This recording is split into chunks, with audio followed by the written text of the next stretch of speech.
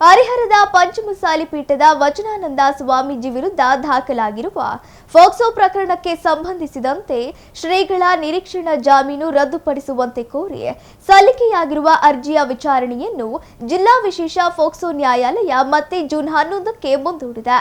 ವಚನಾನಂದ ಸ್ವಾಮೀಜಿ ಅವರಿಗೆ ಈ ಹಿಂದೆ ಮಂಜೂರಾಗಿದ್ದ ನಿರೀಕ್ಷಣಾ ಜಾಮೀನನ್ನು ರದ್ದುಗೊಳಿಸುವಂತೆ ಕೋರಿ ಹರಿಹರ ಗ್ರಾಮಾಂತರ ಠಾಣೆ ಪೊಲೀಸರು ದಾವಣಗೆರೆ ಜಿಲ್ಲಾ ವಿಶೇಷ ಫೋಕ್ಸೋ ನ್ಯಾಯಾಲಯಕ್ಕೆ ಅರ್ಜಿ ಸಲ್ಲಿಸಿದ್ದರು. ಈ ಅರ್ಜಿಗೆ ವಿರೋಧ ವ್ಯಕ್ತಪಡಿಸಿರುವ ಸ್ವಾಮೀಜಿ ಪರ ಹಿರಿಯ ವಕೀಲ ಎಸ್.ವಿ. ಪಾಟೀಲ್ ಅವರು ಪೊಲೀಸರ ಅರ್ಜಿಯ ವಿರುದ್ಧ ತಕರಾರು ಅರ್ಜಿಯನ್ನು ನ್ಯಾಯಾಲಯಕ್ಕೆ ಸಲ್ಲಿಸಿದ್ದಾರೆ. ಈ ಹಿನ್ನೆಲೆ ನ್ಯಾಯಾಧೀಶರು ಪ್ರಕರಣದ ಮುಂದಿನ ವಿಚಾರಣೆಯನ್ನು ಜೂನ್ 11ಕ್ಕೆ ಮುಂದೂಡಿ ಆದೇಶ ಹೊರಡಿಸಿದ್ದಾರೆ. ಜಾಮೀನು ರದ್ದತಿ ಅರ್ಜಿ ಹಾಗೂ ತಕರಾರು ಅರ್ಜಿಗಳ ಕುರಿತಾಗಿ ಅಂದು ಸುದೀರ್ಘ ವಿಚಾರಣೆ ನಡೆಯುವ ಸಾಧ್ಯತೆ ಇದೆ. ಪ್ರಕರಣದ ತನಿಖೆ ಮುಂದುವರೆದಿದ್ದು ನ್ಯಾಯಾಲಯದ ಮುಂದಿನ ಆದೇಶದ ಮೇಲೆ ಎಲ್ಲರ ಗಮನ ಕೇಂದ್ರೀಕೃತವಾಗಿದೆ.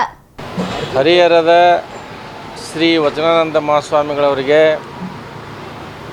ಪೋಕ್ಸೋ ಪ್ರಕರಣದಲ್ಲಿ ಅರೆಸ್ಟ್ ಮಾಡಬಾರ್ದು ಅಂತ ಹೇಳಿ ದಾವಣಗೆರೆಯ ವಿಶೇಷ ಪೋಕ್ಸೋ ನ್ಯಾಯಾಲಯ ಈ ಮೊದಲು ನಿರೀಕ್ಷಣಾ ಜಾಮೀನನ್ನು ಮಂಜೂರು ಮಾಡಿತ್ತು.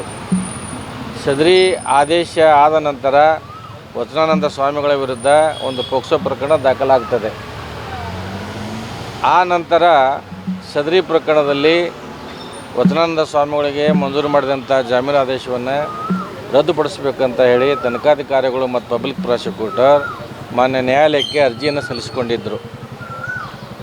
ಶ್ರೀ ವಚನಾನಂದ ಸ್ವಾಮಿಗಳ ಜಾಮೀನು ಆದೇಶವನ್ನು ರದ್ದುಪಡಿಸಬೇಕೋ ಬೇಡ ಅನ್ನೋದ್ರ ಬಗ್ಗೆ ಈ ದಿವಸ ವಿಚಾರಣೆಗೆ ಪ್ರಕರಣ ನಿಗದಿಯಾಗಿತ್ತು.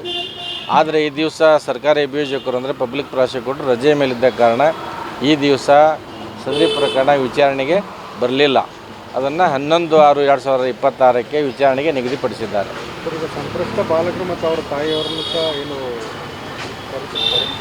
ಕೋರ್ಟ್ ಕರೆಸಿಲ್ಲ. ಅವ್ರು ಬಂದಿದ್ದಾರೋ ಇಲ್ಲ ಗೊತ್ತಿಲ್ಲ ನಮಗೆ. ಹೇಳಿಲ್ಲ ಸರ್, ಕೋರ್ಟ್ನವ್ರು ಏನು ಹೇಳಿಲ್ಲ ಬರಲಿಕ್ಕೆ. ವಿಚಾರಣೆಗಿದೆ. ಸಂತ್ರಸ್ತರಿಗಾಗಲಿ ಸಂತ್ರಸ್ತರ ಪಾಲಕರಿಗಾಗಲಿ ನ್ಯಾಯಾಲಯದಿಂದ ಯಾವುದೇ ನೋಟಿಸ್ ವಗೇರೆ ಹೋಗಿಲ್ಲ ಬರಲಿಕ್ಕೆ. ಸರ್, ಈಗ ಎಲ್ಲ ಅಂದರೆ ಕೋರ್ಟ್ ವಿಧಿಸಿದ ಷರತ್ತುಗಳನ್ನೆಲ್ಲ ಪಾಲನೆ ಮಾಡಿದರೂ ಸಹ ಜಾಮೀನು ರದ್ದು ಕೋರಿ ಮನವಿ ಸಲ್ಲಿಸಿರೋದು ನೋಡಿ, ಒಳ್ಳೆಯ ಪ್ರಶ್ನೆ ತಾವು ಕೇಳಿದ್ದೀರಿ. ಮಾನ್ಯ ನ್ಯಾಯಾಲಯ ವಚನಾನಂದ ಸ್ವಾಮಿಗಳಿಗೆ ಜಾಮೀನು ಮಂಜೂರು ಮಾಡುವಾಗ ಕೆಲವೊಂದು ಷರತ್ತುಗಳನ್ನು ವಿಧಿಸಿತ್ತು. ಆ ಎಲ್ಲ ಷರತ್ತುಗಳನ್ನು ಸ್ವಾಮೀಜಿಯವರು ಪಾಲನೆ ಮಾಡಿದ್ದಾರೆ. ತನಿಖೆಗೆ ಎಲ್ಲ ರೀತಿಯ ಸಹಕಾರವನ್ನು ನೀಡಿದ್ದಾರೆ. ಮೆಡಿಕಲ್ ಟೆಸ್ಟಿಗೆ ಅಂದರೆ ವೈದ್ಯಕೀಯ ತಪಾಸಣೆ ಮಾಡಿಸಲಿಕ್ಕೆ ಕೂಡ ಎಲ್ಲ ರೀತಿಯ ಸಹಕಾರವನ್ನು ನೀಡಿದ್ದಾರೆ. ಆದರೂ ಕೂಡ ಜಾಮೀನು ಆದೇಶವನ್ನು ರದ್ದುಪಡಿಸಬೇಕಂತ ಹೇಳಿ ತನಿಖಾಧಿಕಾರಿಯವರು ಯಾಕೆ ಅರ್ಜಿ ಸಲ್ಲಿಸಿದ್ದಾರೆ ಅನ್ನೋದು ನಮಗೆ ಗೊತ್ತಾಗ್ತಾ ಇಲ್ಲ.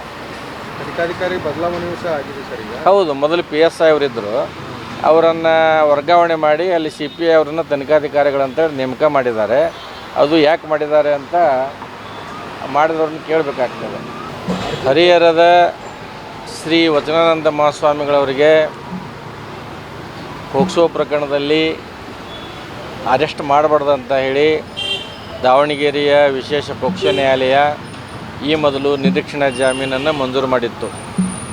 ಸದರಿ ಆದೇಶ ಆದ ನಂತರ ವಚನಾನಂದ ಸ್ವಾಮಿಗಳ ವಿರುದ್ಧ ಒಂದು ಪೋಕ್ಸೋ ಪ್ರಕರಣ ದಾಖಲಾಗ್ತದೆ. ಆ ನಂತರ ಸದರಿ ಪ್ರಕರಣದಲ್ಲಿ ವಚನಾನಂದ ಸ್ವಾಮಿಗಳಿಗೆ ಮಂಜೂರು ಮಾಡಿದಂಥ ಜಾಮೀನು ಆದೇಶವನ್ನು ರದ್ದುಪಡಿಸಬೇಕಂತ ಹೇಳಿ ತನಿಖಾಧಿಕಾರಿಗಳು ಮತ್ತು ಪಬ್ಲಿಕ್ ಪ್ರಾಸಿಕ್ಯೂಟರ್ ಮಾನ್ಯ ನ್ಯಾಯಾಲಯಕ್ಕೆ ಅರ್ಜಿಯನ್ನು ಸಲ್ಲಿಸಿಕೊಂಡಿದ್ದರು. ಶ್ರೀ ವಚನಾನಂದ ಸ್ವಾಮಿಗಳ ಜಾಮೀನು ಆದೇಶವನ್ನು ರದ್ದುಪಡಿಸಬೇಕೋ ಬೇಡ ಅನ್ನೋದ್ರ ಬಗ್ಗೆ ಈ ದಿವಸ ವಿಚಾರಣೆಗೆ ಪ್ರಕರಣ ನಿಗದಿಯಾಗಿತ್ತು. ಆದರೆ ಈ ದಿವಸ ಸರ್ಕಾರಿ ಅಭಿಯೋಜಕರು ಅಂದರೆ ಪಬ್ಲಿಕ್ ಪ್ರಾಸಿಕ್ಯೂಟರ್ ರಜೆ ಮೇಲಿದ್ದ ಕಾರಣ ಈ ದಿವಸ ಸದರಿ ಪ್ರಕರಣ ವಿಚಾರಣೆಗೆ ಬರಲಿಲ್ಲ. ಅದನ್ನು 11/6/2026ಕ್ಕೆ ವಿಚಾರಣೆಗೆ ನಿಗದಿಪಡಿಸಿದ್ದಾರೆ. ಸಂತ್ರಸ್ತ ಬಾಲಕರು ಮತ್ತು ಅವರ ತಾಯಿಯವರನ್ನು ಸಹ ಏನು ಕೋರ್ಟ್ ಕರೆಸಿಲ್ಲ. ಅವ್ರು ಬಂದಿದ್ದಾರೋ ಇಲ್ಲ ಗೊತ್ತಿಲ್ಲ ನಮಗೆ.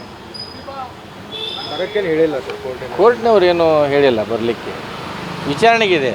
ಸಂತ್ರಸ್ತರಿಗಾಗಲಿ ಸಂತ್ರಸ್ತರ ಪಾಲಕರಿಗಾಗಲಿ ನ್ಯಾಯಾಲಯದಿಂದ ಯಾವುದೇ ನೋಟಿಸ್ ವಗೇರೆ ಹೋಗಿಲ್ಲ ಬರಲಿಕ್ಕೆ.